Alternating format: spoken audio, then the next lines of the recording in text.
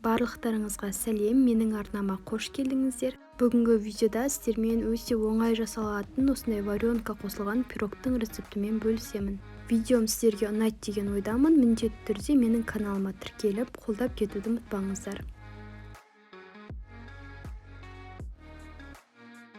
Пирог үшін барлық керек құрамның граммдарын мен астына жазып кететін боламын. Алдымен ұнның үстіне қамыр қопсытқышты қосып, екеуін араластырамыз. Осыдан кейін үлкен табаға жаңағы ұн мен қопсытқышты саламыз. Оның үстіне мұздай сарымайды осылай кубик қылып етіп, үстіне қосамыз. Қант ұнтағын қосып, қолымызбен араластырамыз.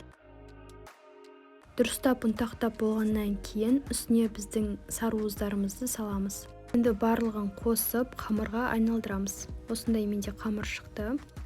Начинкасы дайын болам дегенше бұл тестаны осылай салафанға салып, морозильникке жібереміз шамамен 15 минутқа.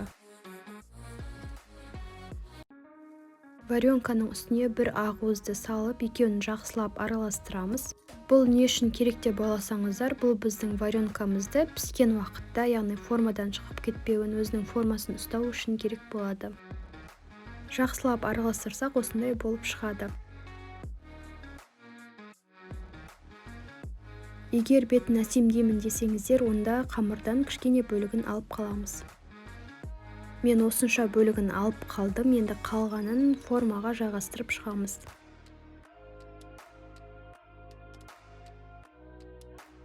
Қатты үлкен бортик қажет емес, енді осылай шанышқымен барлық жерін тесіп шығамыз. Пешті 180 градуста қыздырып қоямыз, енді үстіне жаңағы біздің начинкамызды қосамыз. Қалған кішкене қамырды силиконға жайып, осылай кесіп алдым.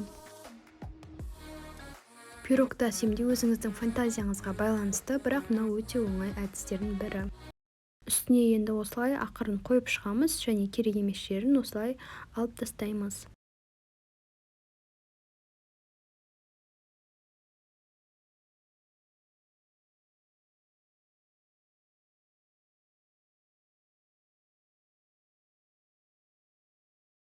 Мен жаңағы сарыуыздардан кішкене бір қасықтай осындай алып қалған болатынмын.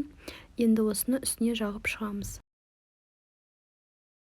180 градуста 25 минут пісіріп аламыз. Сонымен біздің пирогымыз дайын. Міндетті түрде осы рецептпен жасап көріңіздер. Өте оңай жасалады.